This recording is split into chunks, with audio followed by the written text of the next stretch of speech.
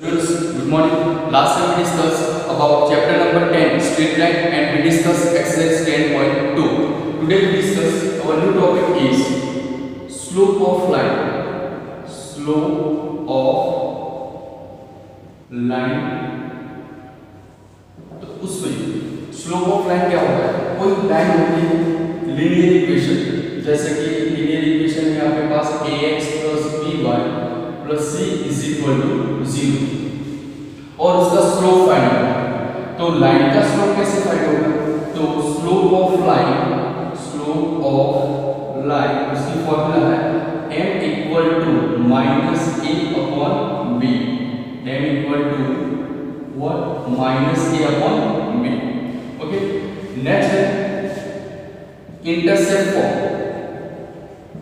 Intercept form of line. उसमें भी एक लीनियर इक्वेशन होगा ax plus by plus c is equal to 0। तो उसमें इंटरसेप्ट क्या है? तो इंटरसेप्ट फॉर्म के लिए जैसे कि x इंटरसेप्ट फाइंड करना है आपको, x इंटरसेप्ट उसकी फॉर्मूला है और y इंटरसेप्ट की भी फॉर्मूला है। ठीक है, x इंटरसेप्ट की फॉर्मूला है और y इंटरसेप्ट की भी फॉर्मूला है। तो x इंटरसेप्ट की फॉर्मूला क्या है? तो x इंटरसेप्ट की फॉर्मूला है minus c upon a and minus c upon b। Okay, minus c upon a and minus c upon b।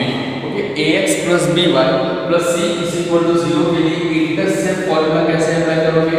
तो x इंटरसेप्ट अगर आपको फाइंड करना है तो माइनस c अपॉन a हो जाएगा और y इंटरसेप्ट फाइंड करना है आपको तो माइनस c बाय b हो जाएगा। ओके, उसके आगे का टॉपिक है नॉर्मल फॉर्म ऑफ लाइन। उसमें भी एक लीनियर इक्वेशन होगा ax plus by plus c is equal to 0। तो उसमें नॉर्मल फॉर्म क्या है? तो नॉर्मल फॉर्म जो है वो लिखा है cos ओमेगा। उसमें फॉर्मूला होगी cos omega equal to plus और minus a upon under root a square plus b square form हो जाएगा। cos omega equal to a upon under root a square plus b square. sin omega का find करना है आपको, sin omega equal to plus और minus b upon under root a square plus b square हो जाएगा। और next है उसमें क्वेश्चन कैसे लिखा होगा कि जैसे कि x cos ओमेगा है प्लस y sin ओमेगा है इक्वल टू p टाइप का फॉर्म है। आपको याद होगा कि अगले वीडियो में मतलब कि लास्ट टाइम हमने जो भी वीडियो में सेट किए थे उसमें x cos ओमेगा और y sin omega equal to p को हम नॉर्मल फॉर्म मान लेते हैं। ठीक है, तो x cos omega plus y sin omega equal to p। So what is the p? तो distance of point origin. Okay, perpendicular distance from the origin, तो उसको बोलेंगे p। तो p कैसे फाइंड होगा? तो p इक्वल टू प्लस और minus करके c upon under root a square plus b square आ जाएगा। क्लियर? तो तीन फॉर्मूला है आपके पास, x cos omega plus y sin omega equal to p type का कोई नॉर्मल इक्वेशन होगा तो उसमें cos ओमेगा कैसे फाइंड होगा? cos omega equal to plus और minus a upon under root a square plus b square. sin omega equal to plus और minus b upon under root a square plus b square and b is equal to plus और minus c upon under root a square plus b square. आपको clear करना है। ठीक है, तो तीन type के फॉर्मूला है। फर्स्ट में देख लेते हैं फिर से स्लोप ऑफ लाइन। आपके पास कोई लाइन होगी ax plus by plus c equal to 0 का इक्वेशन होगा और उसमें स्लोप ऑफ लाइन कैसे होगा? m equal to minus a by b। Next है इंटरसेप्ट फॉर्म ऑफ लाइन। तो ax plus by plus c is equal to 0 के लिए इंटरसेप्ट फाइंड करना है। तो इंटरसेप्ट के लिए उसमें x इंटरसेप्ट आएगा और y इंटरसेप्ट आएगा। सो x intercept is equal to minus c by a and y intercept is equal to minus c upon b। उसी तरह नॉर्मल फॉर्म ऑफ लाइन, तो नॉर्मल फॉर्म के लिए ax plus by plus c equal to 0 के लिए x cos omega y sin omega equal to p type का कोई form है तो उसमें cos ओमेगा कैसे फाइंड होगा? प्लस और minus a upon under root a square plus b square. sin omega equal to plus और minus b upon under root a square plus b square and b is equal to plus और minus C upon under root A square plus B square type के formula, ठीक है। तो ये formula आप right down कर लो, उसके related हम एग्जाम्पल की बात करेंगे, ठीक है। राइट डाउन करें।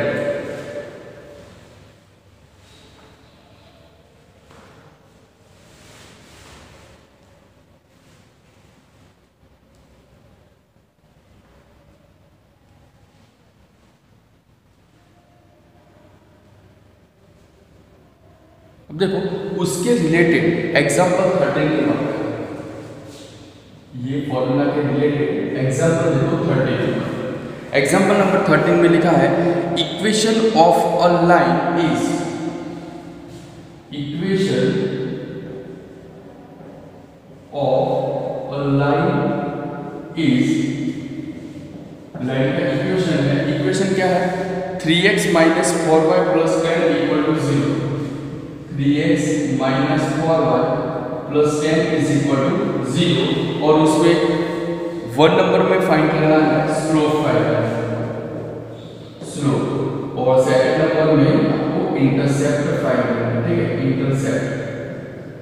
तो सबसे पहले स्लोप क्या होगा, तो फर्स्ट नंबर वाले फॉर्मूला को आप कंसीडर करो कि अगर आपके पास ax plus by plus c is equal to 0 है, तो उसका स्लोप ऑफ लाइन क्या होगा m equal to minus a by b। तो फॉर्मूला कि फर्स्ट नंबर में slope of line m equal to minus a by b हो जाएगी, और a और b क्या होगा, तो a और b यानी x का coefficient is a and y का कोएफिशिएंट इज b, ओके। तो x का कोएफिशिएंट क्या है माइनस और 3 है यहाँ पर, तो क्या हो जाएगा -3 और b मींस -4, सो -4, तो क्या हो जाएगा 3/4। तो slope of line m equal to 3/4 हमारा आंसर कंप्लीट हो गया, ठीक। सो सेकंड नंबर पे इंटरसेप्ट, तो सेकंड नंबर में इंटरसेप्ट के लिए सबसे पहले x इंटरसेप्ट फाइंड करेंगे और नेक्स्ट में y intercept, x intercept and y intercept. तो कोई इक्वेशन होगा सेकंड नंबर के फॉर्मूला को कंसीडर करो, intercept form of line ax by plus c equal to 0, उसमें इंटरसेप्ट है, तो इंटरसेप्ट के लिए x इंटरसेप्ट की फॉर्मूला क्या है -c upon a and y intercept की फॉर्मूला क्या है -c अपॉन b। तो यहां पर लिखेंगे -c अपॉन a और यहां पर -c by b, ओके। तो c मींस व्हाट, तो c means -10 upon a means 3, तो -10/3, ओके। और y का सब के लिए -c यानी -10 by b मींस कितना होगा -4, सो 10/4 इज इक्वल टू, इसके फैक्टोरियल निकालेंगे तो क्या होगा 5 2 जा 10 और 2 2 जा 4, 2 2 कर, सो आंसर इज 5/2, ओके। तो इतना ही करना है एग्जांपल 13 के लिए, और एग्जांपल 13 डिपेंडेंट है ये फॉर्मूला से रिलेटेड, ओके। तो नेक्स्ट है एग्जांपल नंबर 14। एग्जांपल नंबर 14 में देखो नॉर्मल फॉर्म का फॉर्मूला है reduce the equation, reduce the equation क्या है आपके पास, इक्वेशन है √3x + y - 8 = 0, √3x - y - 8 = 0, √3x - y + y - 8 = 0, और फाइंड करना है इनटू द नॉर्मल फॉर्म, इसको नॉर्मल फॉर्म में कन्वर्ट करना है और find the values of p and omega into the normal form, normal form में कन्वर्ट करना है और उसमें फाइंड करना है p की वैल्यू क्या होगी और ओमेगा की वैल्यू क्या होगी। तो सबसे पहले नॉर्मल फॉर्म की थ्योरी में चलते हैं कि नॉर्मल फॉर्म ऑफ लाइन यानी कि कोई लाइन का नॉर्मल फॉर्म है ax + by + c = 0, उसके हिसाब से आपको फाइंड करना है। तो हमारा जो नॉर्मल फॉर्म है क्या है x cos omega + y sin omega = p। तो यहां पर क्या लिखेंगे, we have normal form is x cos omega + y sin omega = p, यहां पर दे दो नंबर 1, ओके। उसके बाद cos ओमेगा कैसे फाइंड करेंगे, तो cos omega equal to plus और माइनस करके a upon under root a square plus b square. तो यहाँ पर ये a है, ये b बार का, ये c बार का। तो a means x का कोएफिशिएंट √3, b means y का coefficient 1 and c means -8। Okay, तो यहाँ पर फॉर्मूला क्या है, प्लस और minus a means √3 upon a square plus b square. a square means √3 का स्क्वायर और यहाँ पर 1 का स्क्वायर। √3 का स्क्वायर क्या हो जाएगा 3 और 1 का स्क्वायर क्या हो जाएगा 1। तो 3 + 1 अंडर रूट क्या हो जाएगा 4, यानी कि प्लस और माइनस √3/2। और यहाँ पर हमें क्या लेना है, पॉजिटिव साइन लेनी है √3/2। ओके, आपको पॉजिटिव साइन लेना है। उसके बाद sine omega, sine omega equal to क्या हो जाएगा, sine omega means sine omega की फॉर्मूला क्या है, प्लस और minus b upon under root a square plus b square. तो b means 1 upon a square plus b square. तो 4 so plus और माइनस यहाँ पर क्या हो जाएगा, प्लस और माइनस 1/2 हो जाएगा। Okay, answer is 1/2। उसके बाद p मींस व्हाट, तो p मींस प्लस और माइनस c मींस -8। तो यहाँ पर लिखेंगे 8 और अंडर रूट में a square plus b square. तो यहाँ पर क्या हो जाएगा, a square plus b square 4 हो जाएगा। ठीक है, तो 4 दूसरा क्या बन जाएगा यहाँ पर 8। यहाँ पर c लिखा है तो c मींस -8, तो माइनस माइनस पॉजिटिव, तो 4 दूसरा 8। तो p की वैल्यू क्या है, प्लस और माइनस 2 मिली। ठीक है, अब यहाँ पर ओमेगा क्या होगा, ओमेगा, तो ओमेगा कैसे फाइंड करेंगे, तो जैसे कि cos जो है वो मल्टीप्लिकेशन में डिवाइड में जाएगा तो क्या बन जाएगा cos इनवर्स। तो cos में √3/2 वैल्यू किसकी है, cos में √3/2 वैल्यू किसकी है, तो ओमेगा मींस 30 डिग्री की जो वैल्यू है, 30 डिग्री की वैल्यू कितनी है, cos ओमेगा में √3/2 है। तो यहाँ पर ओमेगा कितना मिल रहा है 30 और b मींस कितना मिल रहा है प्लस और माइनस 2 मिल रहा है। उसके हिसाब से हम जो ये नॉर्मल इक्वेशन है वो लिखेंगे x cos 30 plus y sin 30 is equal to कितना हो जाएगा 2 हो जाएगा। क्यों ऐसा, क्योंकि sin ओमेगा में भी 1/2 है, तो 1/2 वैल्यू sin में किसकी होगी 30 डिग्री। तो यहाँ पर पूरे इक्वेशन में ओमेगा की वैल्यू कितनी मिल जाएगी आपको 30 और x cos omega plus y sin omega equal to p में हम वैल्यू रख देंगे तो आपको आंसर कंप्लीट मिल जाएगा। ओके, तो ये क्वेश्चन एग्जांपल 30 और एग्जांपल 40 किसके रिलेटेड है, फार्मूला के रिलेटेड है। तो आप दोनों एग्जांपल राइट डाउन कर लो।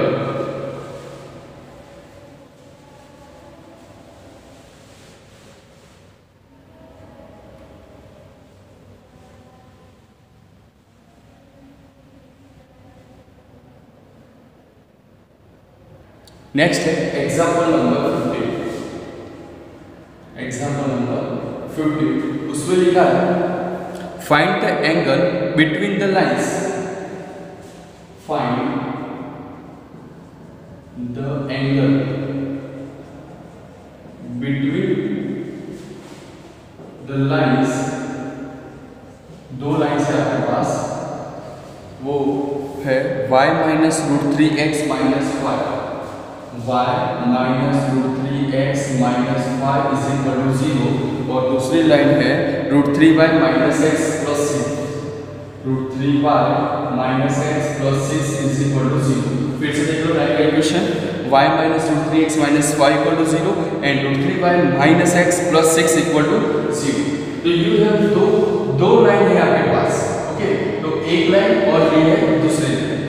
तो स्लोप कैसे फाइंड होगा, तो हमें पता है कि क्या होगा माइनस √3x फर्स्ट में लिखो, x वाला टर्म फर्स्ट में, उसके बाद y वाला टर्म माइनस 5 इक्वल टू 0 हो जाएगा।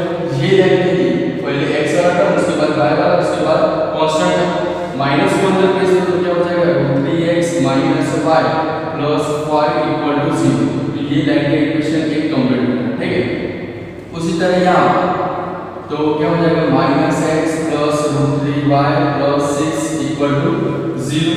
अब माइनस को अंदर प्लेस में क्या होगा x minus √3y minus 6 equal to 0। Okay, तो आपके पास दो लाइन आ गई। अब slope of line, slope of first line, first line का स्लोप क्या होगा m1। ओके, और स्लोप ऑफ सेकंड लाइन या तो भी लिख सकते हो आप, ठीक है। तो उसमें लिखेंगे m2, ओके। तो m1 इज इक्वल टू क्या होगा, माइनस a अपॉन b, यहाँ पर भी माइनस a बाय b। तो यहाँ पर आंसर में क्या मिलेगा, a is minus √3 upon minus 1, so only √3। और यहाँ पर m2 minus a, so minus 1 upon b is minus √3, so answer is 1 upon √3। तो आपको m1 मिल गया है √3 और m2 मिल गया 1 अपॉन √3। तो एंगल कैसे फाइंड करेंगे, फाइंड द एंगल्स। तो उसमें अगले वीडियो में हमने बताया था कि कोई भी दो लाइन है उसका एंगल फाइंड करना है तो कैसे होगा। अगर दो पॉइंट्स है तो एंगल फाइंड करने के लिए m1 और m2 तो चाहिए, दो पॉइंट्स के लिए। अगर लाइन है तो भी m1 और m2 चाहिए, यानी कि slope m1 and slope m2, okay. तो वो लिखेंगे angle between two line is tan theta equal to mode में m1 minus m2 1 plus m1 और m2। ये फॉर्मूला हमने लास्ट टाइम वीडियो में हमने बताया था कि m1 minus m2 1 plus m1 m2। आपके पास m1 भी पड़ा है, m2 भी पड़ा है, वैल्यू रख दो। तो क्या हो जाएगा, मोड में m1 मींस क्या हो जाएगा √3 माइनस m2 मींस 1 अपॉन √3, तो 1 अपॉन √3 लिखेंगे। और यहाँ पर 1 प्लस m1, तो m1 इज इक्वल टू √3, तो ब्रैकेट में लिखेंगे √3 और m2 1 अपॉन √3, तो लिखेंगे 1 अपॉन √3, ओके। यहाँ पर मोड को कंप्लीट करो।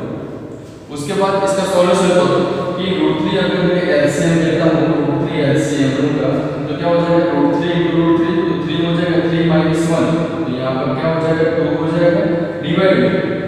यहाँ से √3 और यहाँ से √3 को कट कर दो तो क्या हो जाएगा, 1 प्लस 1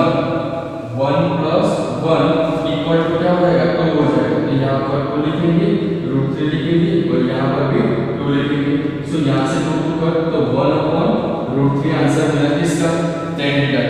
तो tan theta is equal to हमें मिला 1 अपॉन √3। तो tan theta equal to if tan theta is equal to 1 upon √3, therefore theta equal to tan inverse 1 upon √3। ये मल्टीप्लिकेशन है, डिवाइड में जाएगा तो क्या बन जाएगा, tan इनवर्स बन जाएगा 1 upon √3। अब देखना क्या है, tan में 1 upon √3 किसकी वैल्यू है, तो tan में 1 upon √3 वैल्यू है 30, ठीक है। तो थीटा एंगल कितना मिला हमें, 30। तो यहाँ पर बोला है find the angle between the two lines, तो यहाँ पर लिखेंगे theta is equal to 30 degree the angle between the two line, okay. तो क्वेश्चन नंबर जो एग्जांपल जो 15 लिखा है वो 15 इंपॉर्टेंट क्वेश्चन है, सो आप राइट डाउन करें।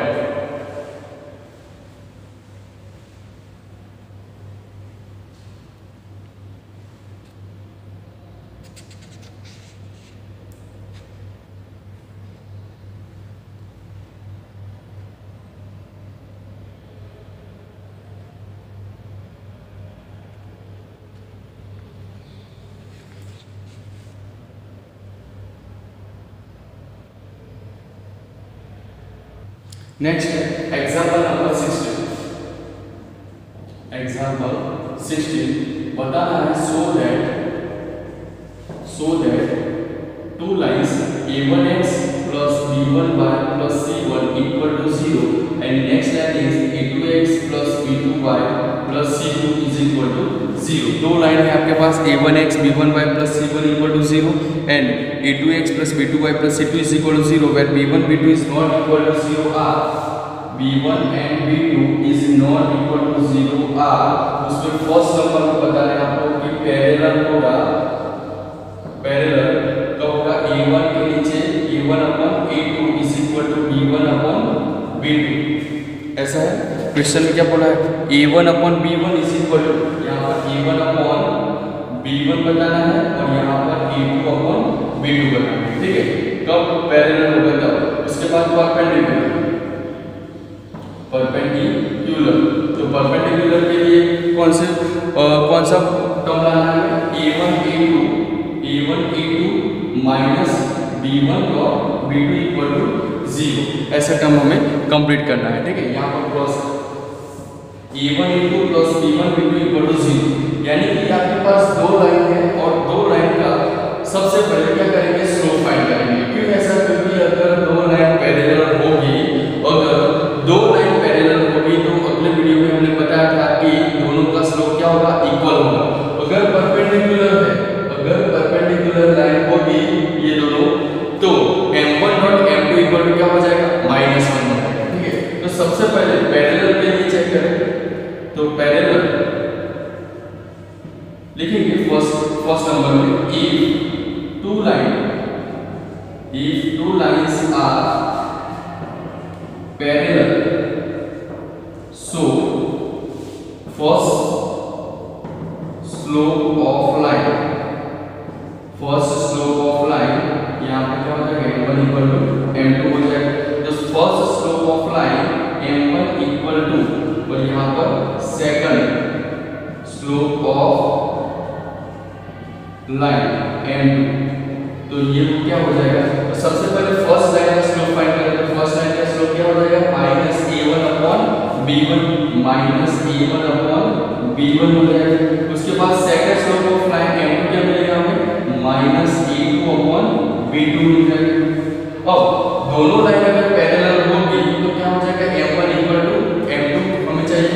तो वैल्यू लिखेंगे, if two lines are parallel, so m1 equal to m2, therefore m1 means what, -a1 upon b1, -a1 upon b1 equal to -a2 by b2, therefore minus minus is removed, so a1 by b1 equal to a2 by b2।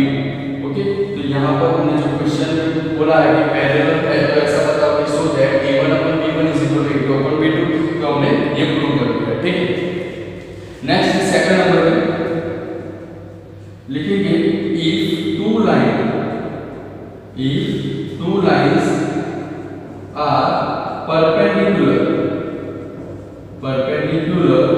so slope of first line into slope of second line equal to -1 होगा। तो ये हमारे पास formula है, m1 और m2 equal to -1। तो if two lines are perpendicular, so we can say that m1 dot m2 equal to -1। तो सबसे पहले क्या होगा, स्लोप फाइंड करेंगे। तो m1 का स्लोप हमारे पास कौन सा कितना है, -a1 upon b1, okay, into slope of m2 is equal to क्या हो जाएगा, -a2 बाय b2। ठीक है, इज इक्वल टू 1 हो जाएगा। Therefore minus minus is positive, so a1 into a2 equal to b1 into b2। Therefore a1 into a2 minus b1 into b2 is equal to 0, यानी कि ये जो equation है उसमें माइनस नहीं है, यानी कि सॉरी पॉजिटिव नहीं है, माइनस है। ठीक है, तो आप क्वेरी सॉल्व करते हैं, अगर टेक्स्ट में प्लस लिखा है तो चेक करके आप माइनस कर देना। ठीक है, तो a1 a2 minus b1 b2 equal to 0, यहाँ पर भी a1 a2 minus b1 b2 is equal to 0, तो हमने प्रूव कर दिया। ठीक है, तो एग्जांपल नंबर जो 16 है